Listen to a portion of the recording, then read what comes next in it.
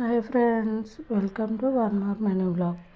ఈరోజు lemon rice చేద్దాం రండి. ముందుగా లెమన్ జ్యూస్ చేసి పక్కన పెట్టి కడాయి పెట్టి ఆయిల్ వేసి ఆయిల్ హీట్ ఎక్కాక పోపు దినుసులు, ఎండుమిర్చి, పల్లీలు, కరివేపాకు, అందులోనే కొద్దిగా అల్లం వెల్లుల్లి పేస్ట్ కూడా వేసుకొని పసుపు వేసి పచ్చివాసన పోయేంత వరకు మగ్గించుకోవాలి. అలాగే పచ్చిమిర్చి ముక్కలను కూడా వేసి కొద్దిగా మెంతి పొడిని వేస్తున్నాను. ఆ తర్వాత లెమన్ జ్యూస్ వేసి కొద్దిసేపు మగ్గనిచ్చి అందులోనే ఉప్పు, కాసంత బెల్లం కూడా వేస్తున్నాను. బెల్లం వల్ల టేస్ట్ వస్తుంది.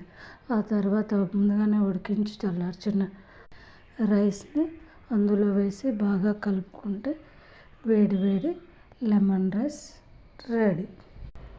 అదేంటి లెమన్ రైస్ కలర్ రాలేదు అనుకుంటున్నారా? డైరెక్ట్గా చూస్తే ఎల్లోగా బాగానే ఉంది, కానీ వీడియోలో ఎందుకు అలా వచ్చింది. Please do subscribe.